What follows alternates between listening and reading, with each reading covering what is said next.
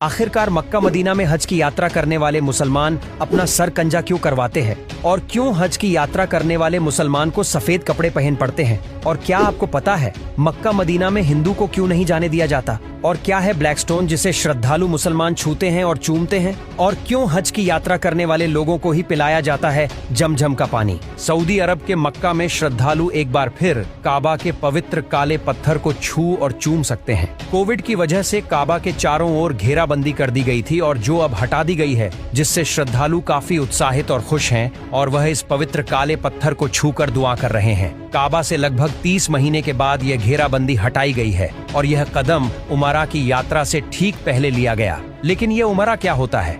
हज की तरह उमरा में मुसलमान मक्का की यात्रा कर प्रार्थना करते हैं। ये हज से इस मायने में अलग है कि हज यहाँ एक विशेष महीने में किया जाता है, लेकिन उमरा साल में कभी भी किया जा सकता है। दोस्तों, उमरा के दौरान हज में कई धार्मिक कर्मकांड किए जाते हैं। उमरा के लिए दुनिया भर से करोड़ों मुसलमान मक्का की यात्रा करते हैं और इसमें से बहुत सारे लोग मक्का के पास से स्थित मदीना की भी यात्रा करते हैं। सऊदी अरब ने इस साल कोरोना महामारी की वजह से लगाए गए ज्यादातर प्रतिबंधों को हटा लिया है। इस साल यानी कि 2024 में हज यात्रा 7 से 12 जुलाई तक हुई थी और इसमें कोरोना महामारी के बाद लगभग सम्मानित संख्या में लोग मक्का पहुंचे, जबकि साल 2020 में हज भर जाने के लिए सिर्फ 1000 लोगों को परमिशन मिली थी और उस साल सिर्फ सऊदी अरब के लोग ही हज यात्रा कर सके थे। दूसरे देशों के लोगों पर मक्का की यात्रा करने पर रोक लगा दी गई थी और साल 2024 में हज यात्रियों की संख्या बढ़कर 60,000 हो गई और इस साल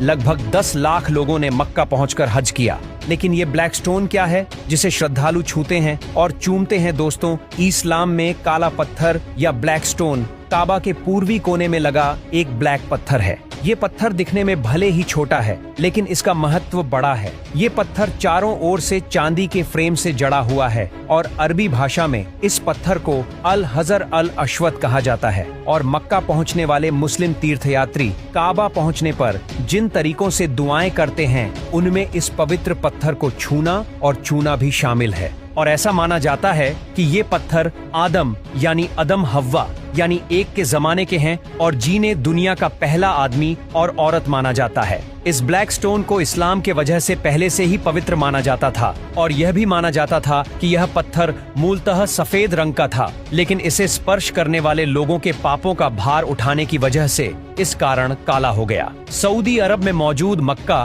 पूरी दुनिया के मुसलमान लोगों के लिए एक पवित्र धर्म स्थल है और इस्लाम को मानने वाले हर एक शख्स के लिए जीवन में कम से कम एक बार हज करना जरूरी माना जाता है। बस शर्त यही है कि